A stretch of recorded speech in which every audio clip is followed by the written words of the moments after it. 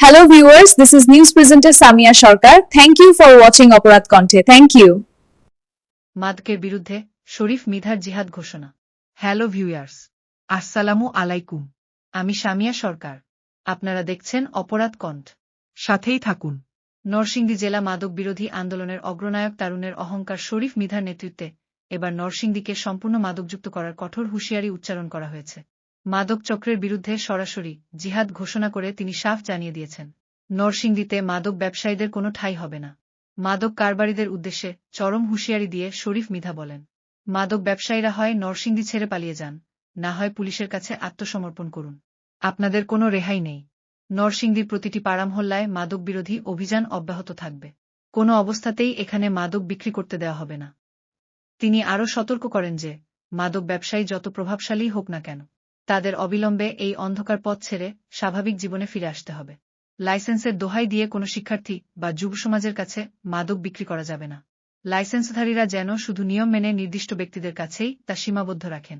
মাদকের করাল গ্রাসে এলাকায় চুরি, ডাকাতি, ছিনতাই এবং হানি ট্র্যাপ এর মতো জঘন্য অপরাধ আশঙ্কাজনকভাবে বাড়ছে উল্লেখ করে শরীফ মৃধা এই অপরাধচক্র নির্মূলে প্রশাসনের ঊর্ধ্বতন কর্তৃপক্ষ এবং রাজনৈতিক ব্যক্তিবর্গের জরুরি ও জোরালো সহযোগিতা কামনা করেছে।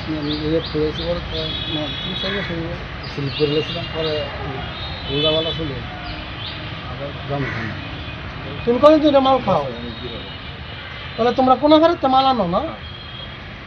আমরা শুনছি আশিনগরে তোমার নাম রবিন, তুমি বলে পাইকারি ব্যবসায়ী। হ্যালো ভাই, এটা যদি আমরা আমার যাচাই করে দেখেন, পাইকারি ব্যবসা বলে পাইকারি ব্যবসায়ী আমার আমরা দেখেন না, ওই যে গাড়ি ঠিক করে আমরা শুনছি যে রবিন আশিনগরের কোন পাইকারি ব্যবসায়ী আর আইলে মাল পাওয়া যায়। তা আমরা অভিযান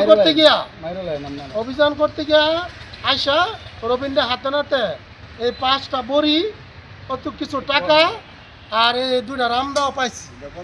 হ্যাঁ, আমার এই আশিনগরের আমরা অনেক দিন যাবত শুনতেছি যে আশিনগরে রেগুলার বড়ি বিক্রি হয়। কে বিক্রি করে? রবিন। কিন্তু বাস্তবে আসে আমরা রবিনের হাতে বড়ি পাইলাম, কিছু টাকা পাইলাম, মোবাইল পাইলাম, দাউসিরি পাইলাম। ঠিক আছে, আমি শরীফ মৃধা জিহাদ ঘোষণা করছি। যেখানে মাদক সেখানে আমি যাব, আর মাদক ব্যবসায়ী করে আমি ধরবো। তাহলে যে যত বড় ব্যবসায়ী হোক আমি তাদেরকে ধরবো। মাদক নরসিংদী জেলায় মাদক মুক্ত আল্লাহর রহমতে হবে। মাদক ব্যবসা করেন তারা নরসিংদী থেকে পালিয়ে যান, না হইলে প্রশাসনের কাছে আত্মসমর্পণ করেন। আর জেলা প্রশাসক মহোদয়ের কাছে আমার দৃষ্টি আকর্ষণ, এসপি মহোদয়ের কাছে আমার দৃষ্টি আকর্ষণ, আমরা আপনাদের কাছে সহযোগিতা চাই।